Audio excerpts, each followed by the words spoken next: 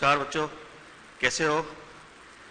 देखिए, हमारा चल रहा था अध्याय 3 परमाणु संरचना। परमाणु संरचना में हम पढ़ रहे थे परमाणु की संरचना के मॉडल। परमाणु की संरचना कैसी होती है इसको समझाने के लिए अलग अलग वैज्ञानिकों ने अलग अलग मॉडल दिए, जिन मॉडलों में हमने थॉमसन मॉडल, पहला मॉडल पढ़ा था थॉमसन मॉडल। थॉमसन मॉडल बताया था मोतीचूर का लड्डू पूरा गोल। इन्होंने बताया कि परमाणु कैसा है, मैं रिवाइज कर रहा हूं। देखिए परमाणु कैसा है, इन्होंने बताया कि ठोस गोला है, एक ठोस गोला है परमाणु, जिसमें पूरा धनावेश, पूरे के अंदर धनावेश है, पूरा धनावेश है ये, और इसमें कहीं कहीं इलेक्ट्रॉन ऋणावेश के रूप में बिखरे हुए हैं। नाम क्या दिया गया इसको? Plum pudding model. साउथ की एक स्वीट होती है, उसके आधार पर वो केक का लड्डू जैसा होता है और उसमें क्या है कि ड्राई फ्रूट्स फंसे रहते हैं। तो ये दिया गया थॉमसन के द्वारा। इस मॉडल की कमी क्या रही कि वैज्ञानिक आए रदरफोर्ड, इन्होंने अल्फा प्रकीर्णन प्रयोग किया है, एक अल्फा कण प्रकीर्णन प्रयोग। उस प्रयोग पर यह मॉडल सिद्ध नहीं था, इस मॉडल के आधार पर वो प्रयोग सिद्ध नहीं हो रहा था इससे। तो अब क्या करें, इस मॉडल को छोड़ना पड़ा, तो ये मॉडल छोड़ दिया। इसका मतलब ये मॉडल सही नहीं था। इसके बाद दूसरा था रदरफोर्ड मॉडल। इन्होंने क्या किया कि अल्फा कणों का प्रयोग करके और एक सोने की पतली पन्नी, 100 नैनोमीटर की पतली पन्नी ली सोने की, और उस पतली पन्नी पर क्या किया, अल्फा कणों की बौछार कराई इन्होंने। प्रयोग हमने उस दिन बनाया था चित्र, इस तरह से एक पतली पन्नी सोने की और यहां से अल्फा कणों का बॉम्बार्डिंग, अल्फा कण छोड़े गए। तो इन्होंने देखा अधिकांश अल्फा कण सीधे निकल गए, इस तरह से यूं सीधे चले गए सारे, कुछ ऐसे मुड़ गए और कुछ थोड़ा ज्यादा मुड़ गए, और एक सीधा गया और उसी रास्ते से वापस आ गया, जिस रास्ते से गया उसी रास्ते से वो वापस आ गया।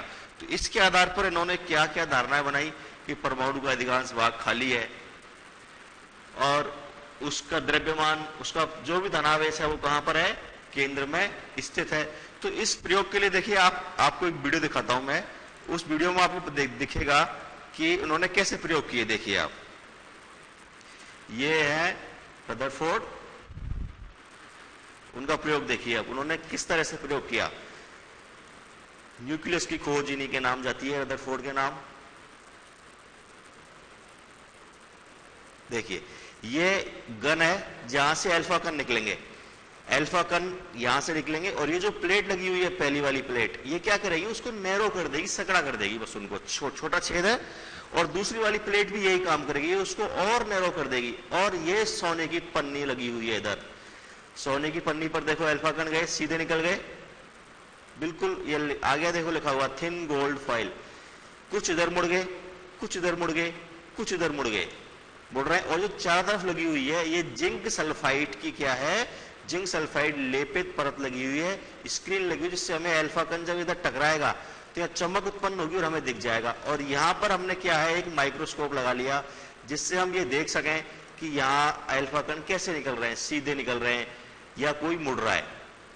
तो ये इस तरह का प्रयोग उन्होंने किया था, इधर से गए कण आगे तक। अब देखियो आगे निष्कर्ष क्या निकला, ये एक परमाणु लिया है हमने। अब ये एक परमाणु है और इधर से ये अल्फा पार्टिकल्स आ रहे हैं, तो जो सीधा निकल गए अल्फा पार्टिकल, बिल्कुल सीधे निकल गए। आगे देखिए कुछ अल्फा पार्टिकल्स मुड़ गए, ये मुड़े हुए दिखा दिए इसमें। जब सीधे निकल गए इसका मतलब खाली है, यहां पर कुछ भी नहीं है। मुड़ गए इसका मतलब इसके केंद्र में कुछ धनावेश है। और एक देखो, ये एक आ रहा है, ये गया और यहां से बिल्कुल वापस मुड़ गया। तो एक अल्फा पार्टिकल जिस पथ से आया उसी पथ पर वापस मुड़ गया, 20,000 में से एक। तो ये बताता है कि न्यूक्लियस है यहां पर, और इस न्यूक्लियस से टकराने के बाद अल्फा पार्टिकल धनायन है, और धनायन धनायन से टकराएगा, तो धनायन से टकराने के बाद क्या होगा, उनमें प्रतिकर्षण होगा, और उस प्रतिकर्षण के कारण वो वहां से वापस चला जाएगा। तो ये इस तरह का प्रयोग उन्होंने किया था। इस प्रयोग के आधार पर कुछ मुख्य बिंदु आते हैं, उन मुख्य बिंदुओं को हमें लिखना है। तो रदरफोर्ड मॉडल के, रदरफोर्ड प्रतिरूप के मुख्य बिंदु जो हमें याद भी करने हैं और परीक्षा में आता है तो हमें लिखना भी पड़ेगा। सबसे पहला बिंदु क्या है, रदरफोर्ड मॉडल के मुख्य बिंदु, पहला है निष्कर्ष, इसके हम इनको क्या कहें, निष्कर्ष। तो पहला निष्कर्ष क्या है, परमाणु का, अभी हमने देखा वीडियो में, परमाणु का अधिकांश भाग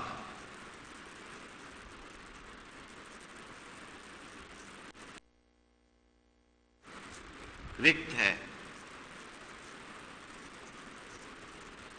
क्योंकि जो कण थे अल्फा कण सीधे निकल गए, इसका मतलब उनको रोकने वाला कोई नहीं है। तो परमाणु का अधिकांश भाग रिक्त है तथा धनावेश एक वापस आया था, तो धनावेश एवं समस्त द्रव्यमान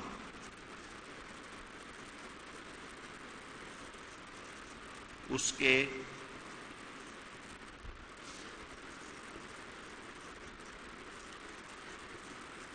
केंद्र में स्थित है। उस परमाणु का पूरा धनावेश और सभी पूरा द्रव्यमान कहां पर है, केंद्र में स्थित है, जिसे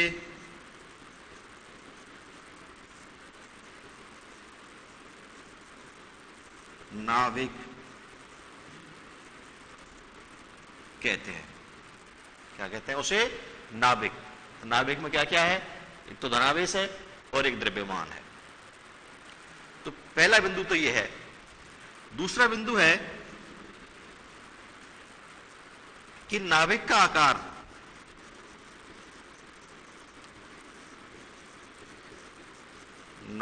आकार मतलब उसकी त्रिज्या कितनी होती है, 10⁻⁻15 मीटर कोटि की होती है,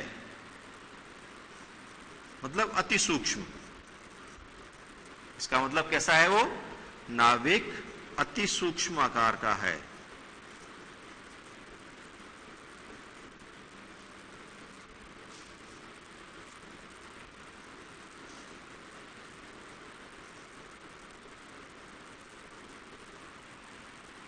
दस की घात, हमने देखो दूसरी क्लास में पढ़ा था कि परमाणु का आकार, परमाणु आकार पढ़ा था हमने 10⁻⁻10 मीटर। परमाणु आकार 10⁻⁻10 मीटर है, लेकिन नाभिक का आकार, अब नाभिक परमाणु के अंदर है, इससे छोटा ही होगा। नाभिक का आकार 10⁻⁻15 मीटर। अब देखिए यहां तो 10 है और यहां 15 है, तो ज्यादा 15 होगा या 10 होगा, 15। लेकिन आपको क्या ध्यान रखना है, ये माइनस में है, इसलिए -15 छोटा होगा। आपको संख्या रेखा पढ़ी होगी आपने, संख्या रेखा में पहले -10 फिर -15, तो -15 छोटा हो जाएगा, इससे 1/में आता है ये। तो ये नाभिक का आकार होता है 10⁻⁻15 मीटर कोटि का। दूसरी बात ही हुई। तीसरी बात देखो उन्होंने क्या बताई, तीसरी बात बताई कि नाभिक के चारों ओर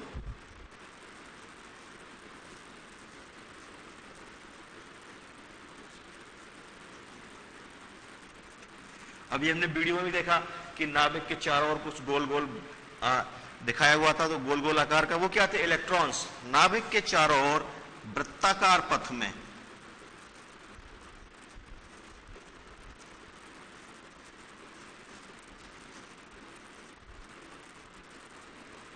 इलेक्ट्रॉन चक्कर लगाते हैं।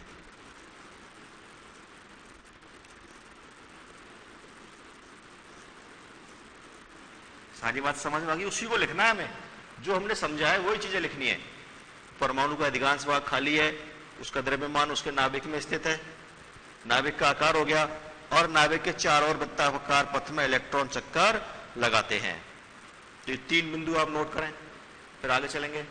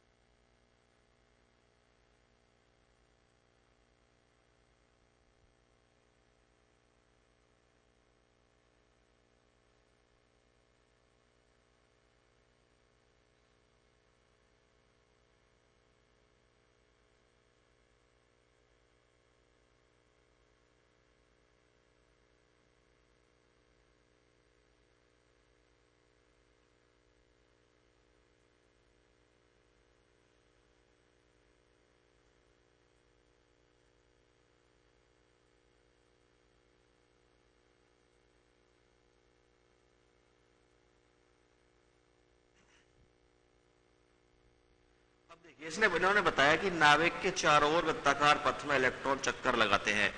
अब कोई भी आवेश जब कहीं किसी दूसरे आवेश के या कहीं भी उसके चारों ओर चक्कर लगाता है तो उसके लिए ऊर्जा की आवश्यकता होगी।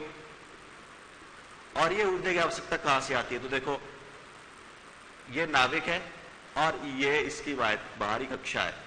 यहां पर इलेक्ट्रॉन चक्कर लगा रहा है, इलेक्ट्रॉन चक्कर लगा रहा है। इस इलेक्ट्रॉन चक्कर लगाने के लिए एक स्थान होना चाहिए, तो उस स्थान को इन्होंने क्या कहा? कक्षा। क्या कहा इन्होंने? कोष। नाभिक के चारों वृत्ताकार पथ में इलेक्ट्रॉन चक्कर लगाते हैं जिसे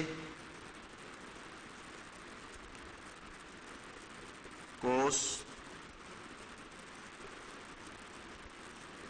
कहते हैं। उसे क्या कहेंगे हम? कोष। तो जिस कक्षा में, जिस कोष में इलेक्ट्रॉन चक्कर लगा रहा है, अब यहां पर क्या होगा? ये धनावेश, नाभिक कैसा है? धनावेशित है और इसके चारों ओर इलेक्ट्रॉन चक्कर लगा रहा है। आवेश कैसा होगा? विपरीत। विपरीत आवेश में क्या होगा? आकर्षण होगा।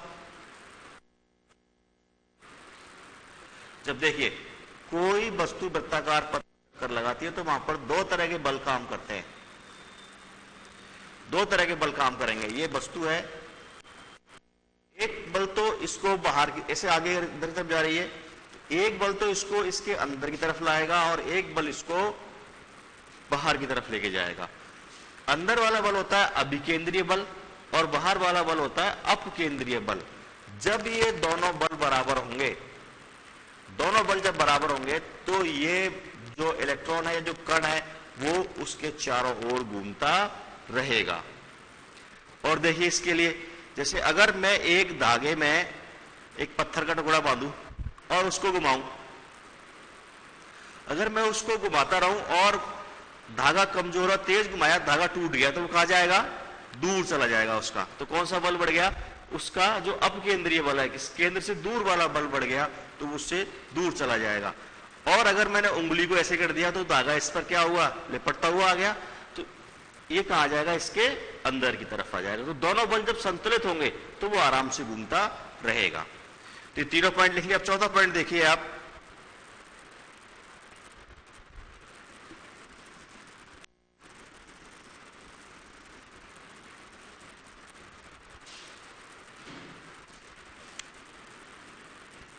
परमाणु में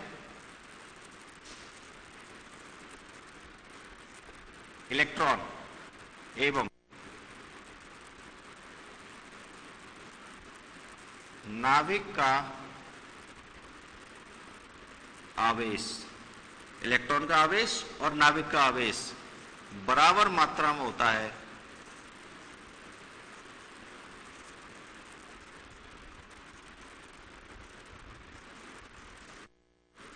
अतः परमाणु कैसा होगा?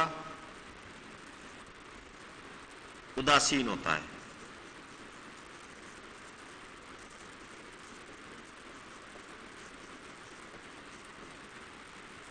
परमाणु आवेश के रूप में कैसा होगा? उदासीन। उस पर कोई आवेश नहीं होगा, क्योंकि जितने इलेक्ट्रॉन है वहां पर उतना ही क्या है उसके अंदर? नाभिक के अंदर आवेश है। परमाणु में इलेक्ट्रॉन और नाभिक का आवेश बराबर मात्रा में होगा, तो परमाणु कैसा होगा? उदासीन। ये चार बातें हैं जो रदरफोर्ड के प्रयोग से हमें मिलती हैं।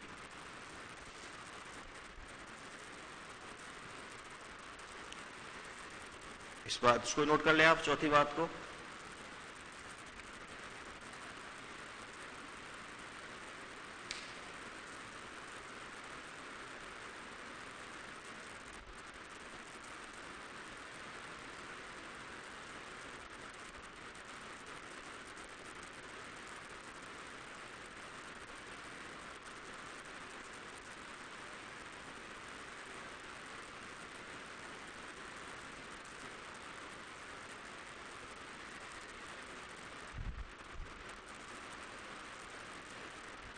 इसके बाद आता है रदरफोर्ड के मॉडल की कमियां। रदरफोर्ड का मॉडल पूरा नहीं था, इसके अंदर पूरी बातों का ज्ञान नहीं हो पाया। सबसे पहली बात तो यही पता नहीं चल रही थी कि जो इन्होंने जो कोष बताया वो कोष कौन सा है। और उस कोष की स्थिति क्या है, वो कोष है कहां, वो नाभिक के कितनी दूर है, या नाभिक से उसकी स्थिति क्या है, इस बात के बारे में कोई पता नहीं था। जब पता नहीं था इसका मतलब छोड़नी पड़ेगी ये बात। दूसरी बात इन्होंने बताई थी कि यह नाभिक है और यहां पर इलेक्ट्रॉन चक्कर लगा रहा है वृत्ताकार पथ में। मतलब कैसा हो गया ये, इनके मॉडल को अगर हम तुलना करें तो इनके मॉडल की तुलना सौर मंडल से की जा सकती है, अपने समझने के लिए। रदरफोर्ड ने अपने मॉडल की तुलना किससे की, सौर मंडल से। सौर मंडल में क्या होता है, सूर्य है और सूर्य के चारों ओर कौन चक्कर लगा रहे हैं, ग्रह सूर्य के चारों ओर चक्कर लगा रहे हैं। तो इन्होंने ऐसी ही परिकल्पना की थी कि जैसे सौर मंडल है वैसे ही परमाणु स्थित है। लेकिन अंतर क्या आ गया कि सौर मंडल में जो ग्रह है वो आवेशित नहीं है, वहां पर कोई आवेश नहीं है उनके ऊपर, लेकिन यहां पर इलेक्ट्रॉन भी आवेशित है और नाभिक भी कैसा है, आवेशित है, दोनों के ऊपर आवेश है, दोनों के बीच में आकर्षण है। और एक वैज्ञानिक भी होते हैं मैक्सवेल।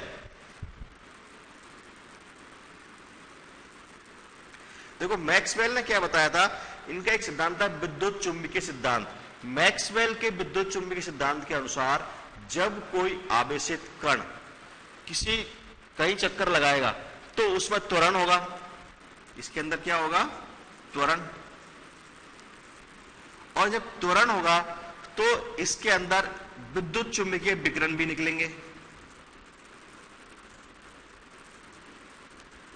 अब मैं इसकी कमियों की ओर लेके जा रहा हूं आपको।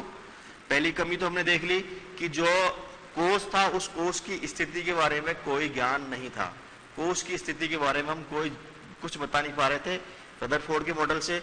दूसरी कमी है कि जब ये नाभिक है और इस नाभिक के चारों ओर इलेक्ट्रॉन चक्कर लगा रहा है, इस इलेक्ट्रॉन के चक्कर लगाने से इसमें त्वरण उत्पन्न होगा, त्वरण के कारण विद्युत चुंबकीय विकिरण उत्पन्न होंगे और विद्युत चुंबकीय विकिरण उत्पन्न होंगे तो इसकी ऊर्जा ह्रास होगा, मतलब इसकी ऊर्जा कम होगी, इलेक्ट्रॉन की ऊर्जा कम होती जाएगी। जब विकिरण निकल रहे हैं, ऊर्जा कम हो रही है, तो ये पहले यहां घूम रहा था, अब इसकी ऊर्जा कम होगी तो ये क्या करेगा, नाभिक इसको अपनी ओर खींचेगा और इस तरह से नाभिक इसको अपनी ओर खींचता रहेगा और खींच खींच के कहां जाएगा, ये इसके अंदर समा जाएगा। इसका मतलब प्लस और माइनस दोनों मिल गए तो परमाणु क्या हो गया, समाप्त हो गया। इसका मतलब परमाणु स्थायी नहीं है इसके इस हिसाब से। तो ये कमियां थी इनकी, रदरफोर्ड के मॉडल की कमियां। जब तक किसी मॉडल में कमी नहीं होगी तो फिर आगे कैसे बढ़ेंगे, पहले कमी तो पता कर ले, उसकी अब की कमी हमें पता चल जाएगी तो फिर हम आगे जाएंगे, आगे कोई अगला मॉडल आएगा वो हम पढ़ेंगे। पहले इसकी देख लेते हैं हम कमियां, लेकिन कमियां हम देखेंगे कब देखेंगे, पता चल गया आप लोगों को, कमियां देखेंगे ब्रेक के बाद।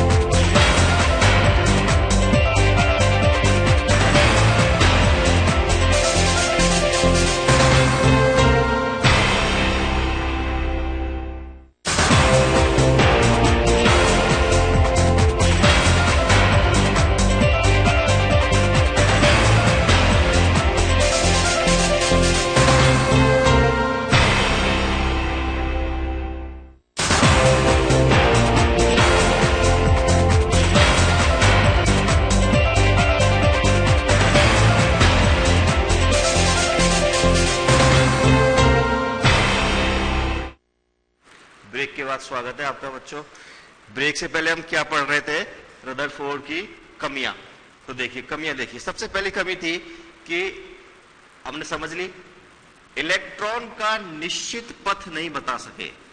इलेक्ट्रॉन का निश्चित पथ, भाई इलेक्ट्रॉन कौन से पथ में घूम रहा है वो तो पता ही नहीं चला उनको, कितनी दूर है, कितना पास है, उस पथ का नाम भी कुछ नहीं पता, बस कह दिया कि वृत्ताकार पथ में घूम रहा है जिसको कोस कहते हैं। ऐसे कहने से क्या होता है?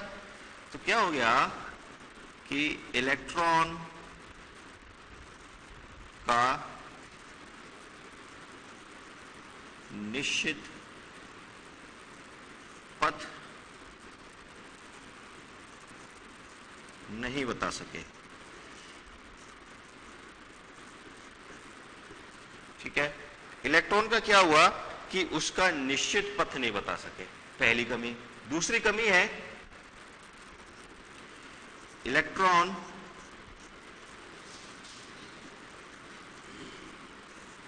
नाभिक के चारों ओर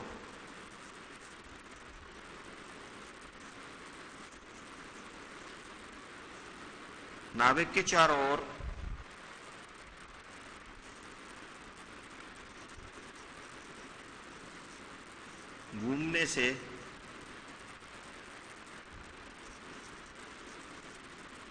त्वरण ग्रहण करेगा, जिससे विद्युत चुंबकीय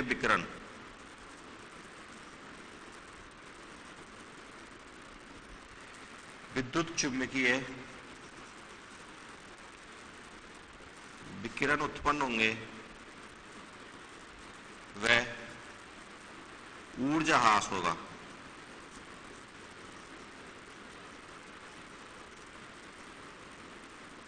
और इलेक्ट्रॉन नाभिक में समा जाएगा, धीरे धीरे कहां समा जाएगा?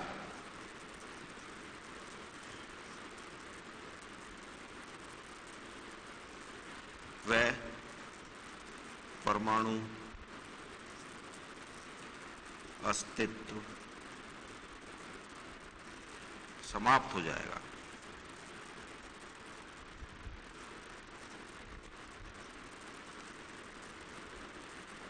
जो कि होता नहीं है, ऐसा नहीं होता है।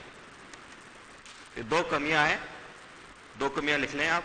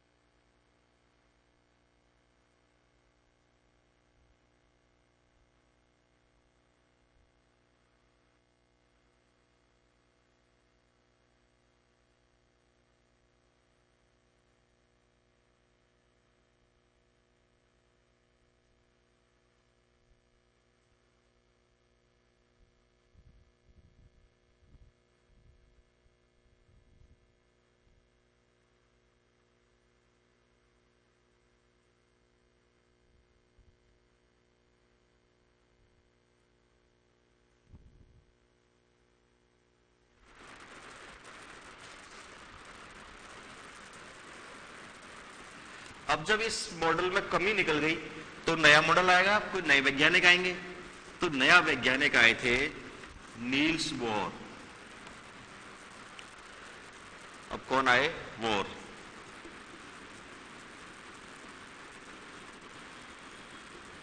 बोहर परमाणु मॉडल।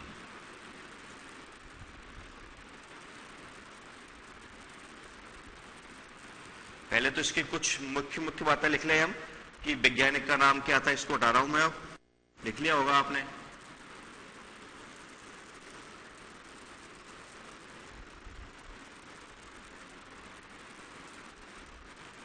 देखिए सबसे पहले किसके द्वारा दिया गया, तो वो आप लिख लें, नील्स बोर, वैज्ञानिक का नाम है। उसको बोर भी लिखते हैं और बोहर भी लिखते हैं, ऐसे होता है नाम, VOHR। तो बोर भी लिखते हैं और बोर भी लिखते हैं। अपनी बुक में बोर लिखा हुआ है। नील्स बोर द्वारा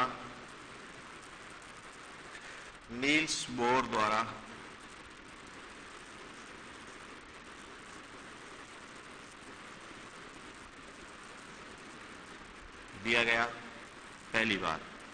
दूसरी बात, इन्होंने जो परमाणु मॉडल दिया वो हाइड्रोजन परमाणु के लिए,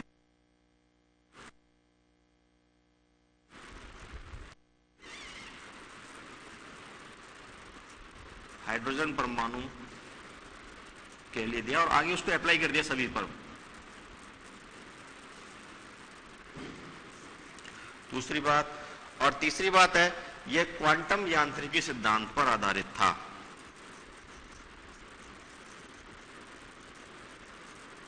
क्वांटम यांत्रिकी सिद्धांत पर आधारित। ये तीन तो मुख्य बातें हो गई। अगर बोर का परमाणु मॉडल आ जाए तो हमें वहां क्या लिखना होगा, यह सिद्धांत नील्स बोर द्वारा दिया गया, यह हाइड्रोजन परमाणु के लिए था और इसमें सिद्धांत जो काम में लिया गया वो था क्वांटम यांत्रिकी सिद्धांत। ये तीनों लाइनें आप लिख लें।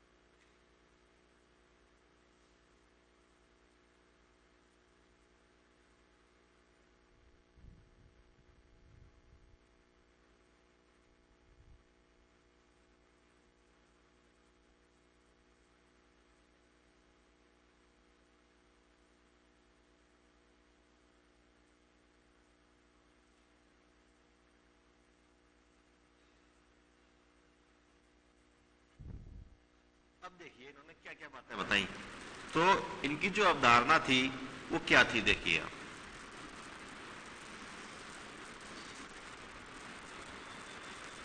तो सब हम लिख लेते हैं इनकी इनकी मुख्य अवधारणाएं। नील्स बोहर की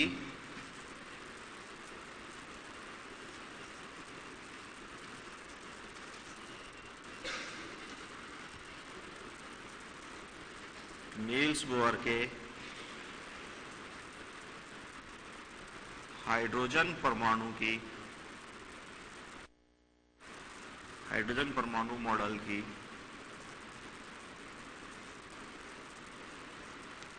मुख्य अवधारणाएं।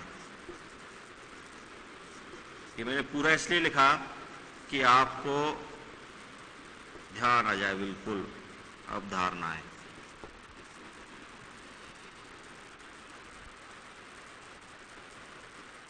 इन्होंने क्या किया कि जो रदरफोर्ड का मॉडल था उस रदरफोर्ड के मॉडल को ही लिया और उसी के साथ ही उसका रेक्टिफिकेशन करते गए, उसमें सुधार करते गए कि इसमें ये कमी रहेगी तो हम इसमें कुछ और पॉइंट्स जोड़ देते हैं। तो इन्होंने देखो सबसे पहली बात क्या थी, सबसे पहली रदरफोर्ड की कमी क्या थी, उनकी कमी थी कि वो इलेक्ट्रॉन की कक्षा का निश्चित पथ नहीं बता पाए। तो इन्होंने कहा क्या, इन्होंने कहा कि हाइड्रोजन परमाणु में, पहली बात, हाइड्रोजन परमाणु में इलेक्ट्रॉन निश्चित सब जोड़ दिया, बस एक, वहां पर वृत्ताकार पथ था, यहां पर निश्चित जोड़ दिया, निश्चित वृत्ताकार, क्या वह सब जोड़ा, निश्चित। हाइड्रोजन परमाणु में इस इलेक्ट्रॉन निश्चित वृत्ताकार पथ में गति करता है।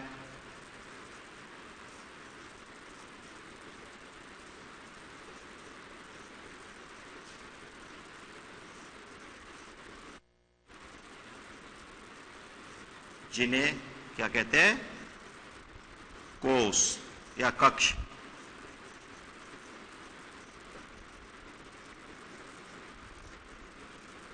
कक्ष कहते हैं। तथा इन्हें, अब इन्होंने क्या किया कि जो निश्चित वृत्ताकार पथ थे, जो कक्ष थे, उन कक्षों के निश्चित नाम भी दे दिए। इन्हें 1 2 3 4 या 1 2 3 4, 1 2 3 4 हो सकता है, या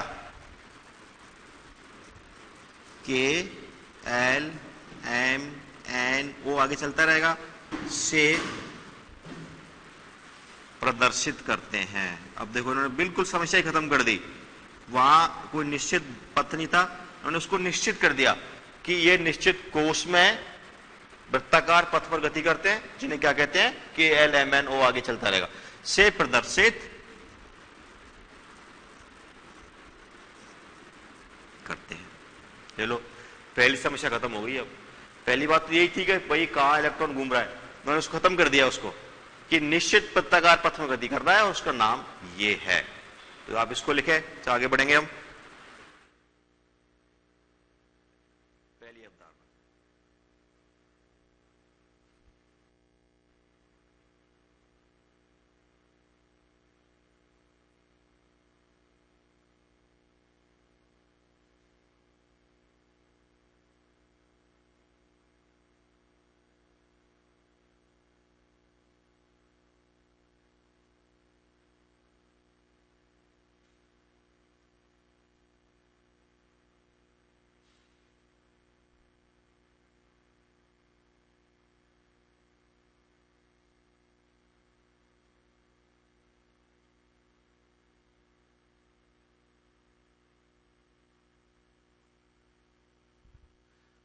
आगे देखिए।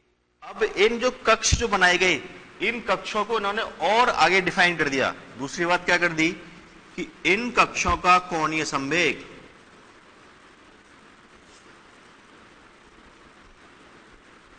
इन कक्षों का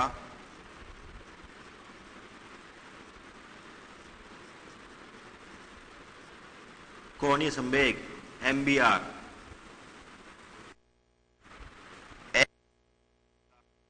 H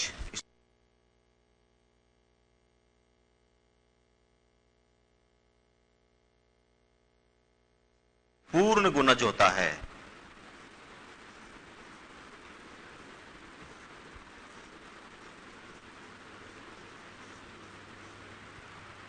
इन कक्षों का कोणीय संवेग h/2 पाई का पूर्ण गुणज। अब ये बिल्कुल डिफाइन हो गया। जो पथ था वो पथ पूरा डिफाइन हो चुका है कि भाई एक तो ये स्थिति ये रही, और उनका कोणीय संवेग वो घूमेगा किस वेग से, क्या होगा उसमें, उसकी त्रिज्या कितनी होगी, वो सारी चीज यहां पर आ गई। अब त्रिज्या मतलब उसकी दूरी, नाभिक से दूरी कितनी होगी, उसका वेग कितना होगा, स्थिति, पूरी स्थिति पता लग गई अब हमें इन दो बातों से। तो इनका कोणीय संवेग h/2 पाई का पूर्ण गुणज होता है।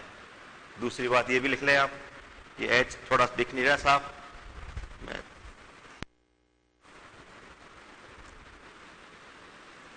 h/2 पाई होता है।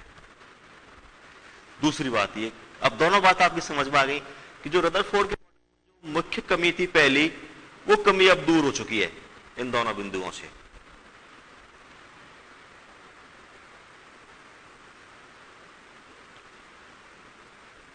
अब दूसरी कमी थी उनकी कि जब चारों ओर घूम रहा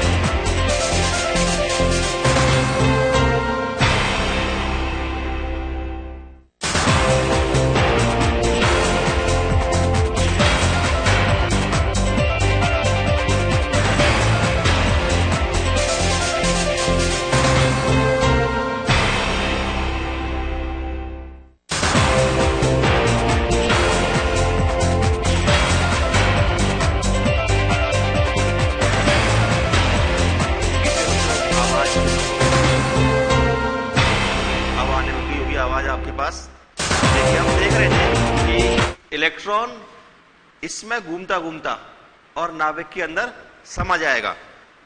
इस समस्या के लिए बोहर साहब ने क्या किया, हम तो बोहर साहब ही कहेंगे, वैज्ञानिक थे, महान वैज्ञानिक। उन्होंने क्या किया कि एक शब्द बता दिया कि भाई इलेक्ट्रॉन जब घूम रहा है ना तो वो ऊर्जा का उत्सर्जन करेगा ही नहीं। ये लो समस्या ही खत्म हो गई। तो इसकी तीसरा बिंदु है नील्स बोर का। तीसरा बिंदु क्या है कि जब इलेक्ट्रॉन घूम रहा है तो इलेक्ट्रॉन चक्कर लगाते हुए, तीसरा है इलेक्ट्रॉन चक्कर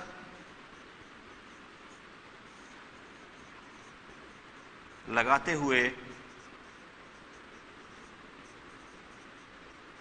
ऊर्जा ह्रास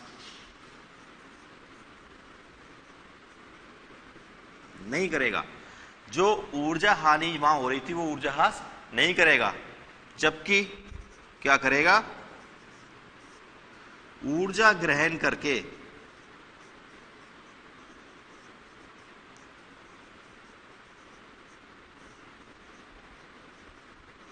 उच्च कक्षा में एवं उत्सर्जित करके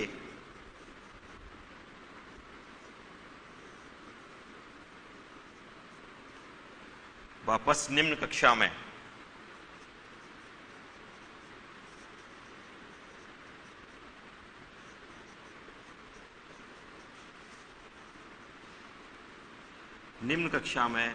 संक्रमण करेगा। इलेक्ट्रॉन संक्रमण करेगा, ना कि ऊर्जा उत्सर्जित करेगा। ऊर्जा ग्रहण करी, उच्च कक्षा में गया, और ऊर्जा उत्सर्जित करी तो वापस निम्न कक्षा में आ गया। तो तीसरा बिंदु ये है बोहर मॉडल का। ये भी आप लिख लें, बोहर मॉडल पूरा हो जाएगा इन तीनों बिंदुओं के बाद।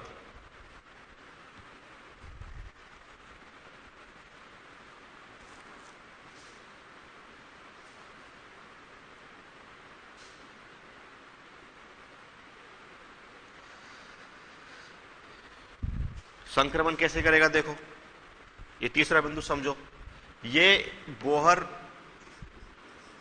मॉडल के लिए हमने परमाणु बनाया। उन्होंने बताया कि अलग अलग कोष होंगे, के एल एम एन हमने बताए। मान लो ये मैंने के बनाया, ये एल बनाया, और ये मैंने एम बनाया, अलग अलग हो गए। अब ये कह रहे हैं कि इलेक्ट्रॉन घूमता रहा है, यहां पर घूमता रहेगा, ऊर्जा ह्रास नहीं करेगा। अब ये इलेक्ट्रॉन ऊर्जा ग्रहण करके, ऊर्जा ग्रहण करी इसने, और ऊर्जा ग्रहण करके कहां चला गया, उच्च कक्षा में। के से कहां गया, एम में। ये तो हो गया ऊर्जा ग्रहण करके उच्च कक्षा में। अब क्या करेगा ये, यहां पर इस ऊर्जा को उत्सर्जित करेगा। ये तो इसने ग्रहण की, यहां ऊर्जा को उत्सर्जित करेगा और वापस कहां जाएगा, वो अपनी मूल कक्षा में। अगर कम ऊर्जा उत्सर्जित करी तो यहां भी आ सकता है, एल में आ जाएगा, या फिर दोबारा उत्सर्जित करके कहां जाएगा, दोबारा से के में आ जाएगा। तो इस तरह से इलेक्ट्रॉन एक कक्षा से दूसरी कक्षा में आता जाता रहेगा, ना कि वो अपनी ऊर्जा का उत्सर्जन करेगा। तो ये बोहर मॉडल हो गया, और इसमें रदरफोर्ड की समस्याएं भी दूर हो गई। इसके बारे में आगे हम पढ़ेंगे। अभी इलेक्ट्रॉन का वितरण किस प्रकार से होगा, ये M B R equal to H upon 2 pi हमने पढ़ा, इसमें ये भी देख लेंगे एम क्या है, वी क्या है, आर क्या है, एच क्या है, सबके मान में पता चल जाएंगे। और मान पता चलने के साथ ही इलेक्ट्रॉन का वितरण किस प्रकार से होगा के एल एम एन में, ये हम पढ़ेंगे अगली कक्षा में। धन्यवाद।